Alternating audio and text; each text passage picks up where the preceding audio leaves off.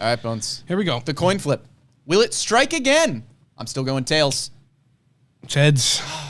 And here I go Whit Merrifield. So I go 1 for 3 Yeah. on coin flips. And who's your selection? Whit Merrifield is my selection. Okay. 2-hit Whit. He's a good player. He is a Silver Slugger finalist for the year. He played a very good first half for the Blue Jays this year. Fell off a little bit in the second half. There's no way around that. But he is a guy who is, 1, a veteran, 2, incredibly versatile. He plays pretty much every position on the field. He can play the outfield, the infield, whatever. And you can stick him at any point in the lineup, and he can probably contribute. Not a huge power bat, but a guy that is going to put bat on ball. And I think that's what this team could benefit from, is a versatile fielder who's going to hit the ball one way or another.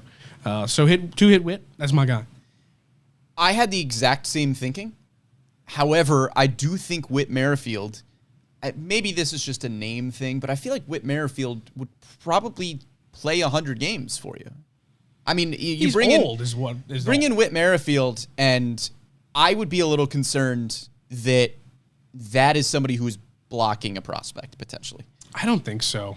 He's at the point where he's a veteran, and obviously if you sign him, you're going to have an understanding that you're not, like, the Orioles will be like, hey, man, you know what you're coming into. But is Whit Merrifield going to take that? I think so. Role? For an opportunity to win a championship, I think he absolutely would. This is a guy who's a winner. Yeah. He's not I don't know the guy, but he doesn't seem like a selfish player to me. And I think that he'd be hugely a big addition for this team. Yeah, no, I think Whit Merrifield is a very good choice. I went with somebody who fits the Whit Merrifield role, but is probably going to command less dollars-wise and would also probably command less of a role, again, if Joey Ortiz, Connor Norby, Jackson Holliday come up and say, hey, I'm going to be your starting everyday second baseman now, or if Jordan Westbrook, whatever the case may be. I went with somebody who could just bounce wherever you need him to, literally wherever you need him to. And that's Kike Hernandez. Okay. I think you could bring Kike in on a 1-year deal, signed a $10 million contract with the Red Sox this past year.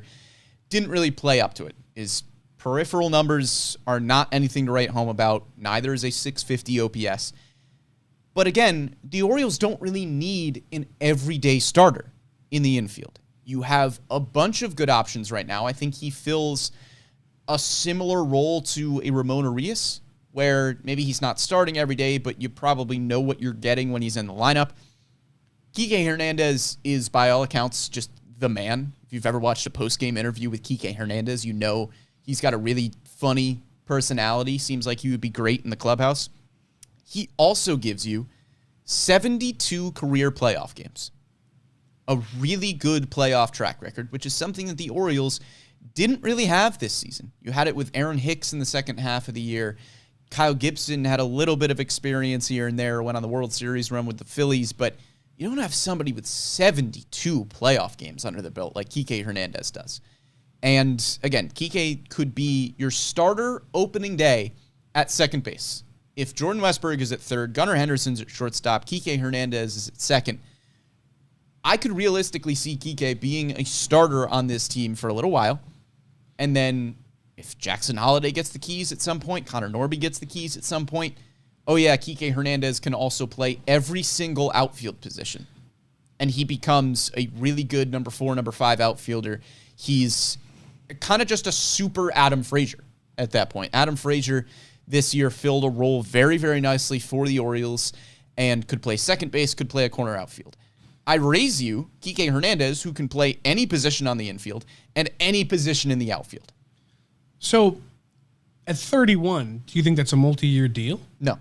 You think you sign him a 1-year deal? I think you can probably get Kike Hernandez on a 1, maybe a 2-year deal. Maybe it's a 1 and a club option. I don't think so. I think he's looking for a multi-year deal. He only signed a 1-year deal with the Red Sox last year.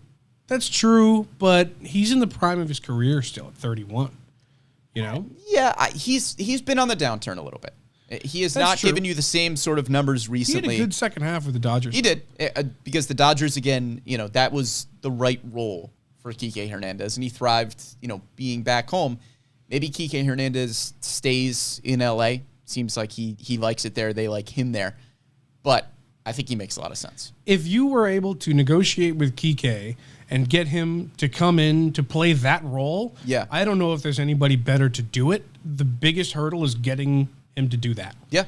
Is convincing a guy like him to say, all right, you're going to play a lot for us, but if we want to go with another guy, you're not going to play at all. And I think that's probably a similar argument to your guy in Whit Merrifield there, where you would have to tell Whit Merrifield, hey, by the way, we've got the number one prospect in baseball, and he's going to be here in like 5 minutes. Yes. So he's going to be starting at second base in about a month. The only reason I think it's different is there's a 5-year age gap, and Whit's definitely on the downturn, while Kike could probably convince himself he's not. Yeah. But if you could get Kike, go out and get Kike. So I like that pick.